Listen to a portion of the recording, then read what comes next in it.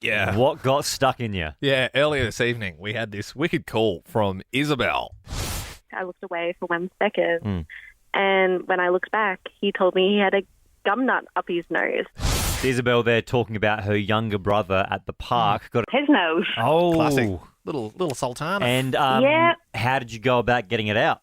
Well, this was the interesting part. So I put my finger over the nostril that was clear and said to him, blow as hard as you can. Go nuts. So it came flying out like a projectile, which he then picked up and put straight back in his mouth again. Yeah. I actually appreciate that. You know, food, you don't want food waste. Imagine if it came out as a grape because it had just Been juiced up. sort of like reverse cycled in there. Came out green. Paula joins us in Sydney. What got stuck in you? I had... Okay. Oh, you dropped off. We'll call back 13 24 10. What got stuck in you? Erin in Melbourne. What got stuck in you? Hey guys, so when I was a kid, about 4, I was helping Mum pick up beads, and I stuck a bead in my ear because that's what 4-year-olds do. Didn't tell my parents at the time.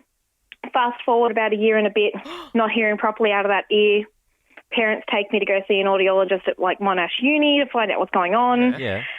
Drive home from this massive appointment, and I can see my parents are freaking out, and I kind of said, oh, so, Mum's beads.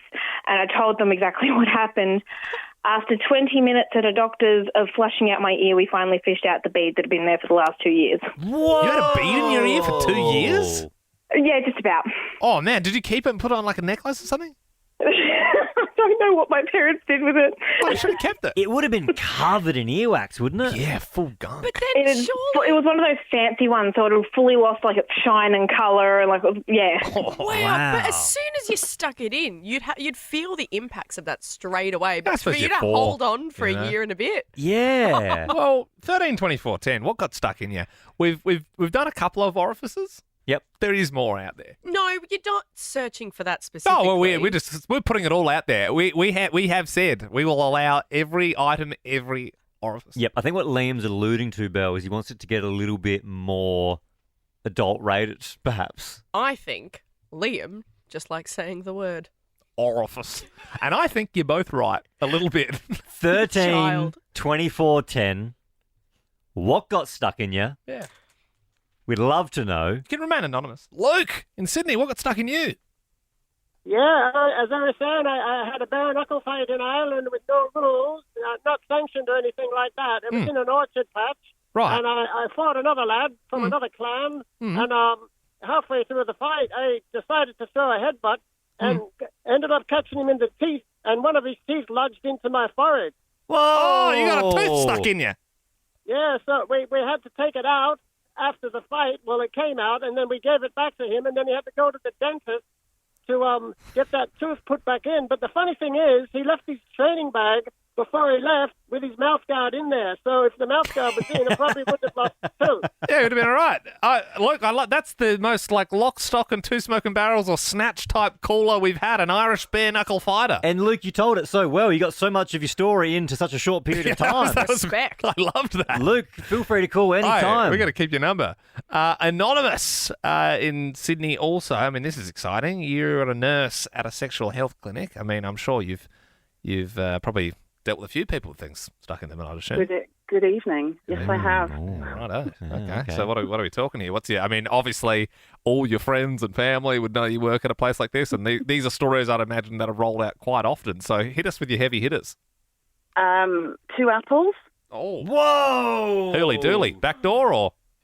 Yes, fell on them. Gee whiz. Oh, Fell on them. Yeah, no, that happens. I fell on one, and I got up, and I tripped again. It's almost like a truck spilled out some apples, Yeah. like a Somebody greengrocer. else.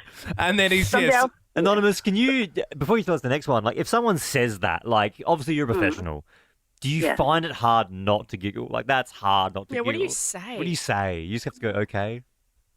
You kind of smirk inside, but you do remain professional, and Of you course. go, "Are you sure? Mm. You can talk to me and tell me if you need to. Yeah. And Because they'll it's go, okay, no, no. the apple, but it's Yes, okay. exactly. Yeah. And people experiment with, all different sorts Granny of things. Smiths but and yeah. Mm-hmm. Fuji's. yes, So you try to but you do have a bit of a giggle afterwards once they've gone. Yeah. Yeah, cool. So sorry, before I cut you off, you were still going with some other stories. What do you got? We've got Hoover extensions and light bulbs. I knew we were going to get a light bulb at some point, and I'm sorry, but why? Why do people that's so dangerous? That's a bright idea. But that's part of it, I think, isn't it, as well? The danger. Is it? Yeah. Gee whiz. Are they eco ones like those? The ones with the twist in them. They're the dim ones. The dim ones. Right. Yeah. Oh, you want a dimmer? Oh, okay. You want different Wow. levels. God, Hoover dude, that's extensions. bad. And That is really bad.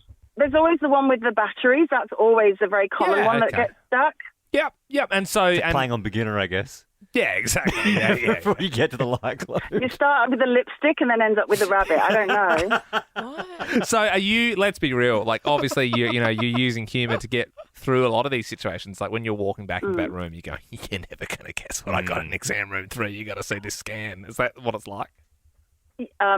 Yeah. You have to because you have to because otherwise you just would cringe, I think. Yeah. And you don't judge. Nobody judges. Mhm. Everybody each to their own. Mhm. But one person likes, somebody else doesn't. So Wow. yeah. And so are you the one responsible for getting it out, or are you taking other people to hospital sometimes if it's serious enough? No, it's always a surgical referral because by the time it's been sucked inside, you're not going to be able to bear down and get it out. Okay.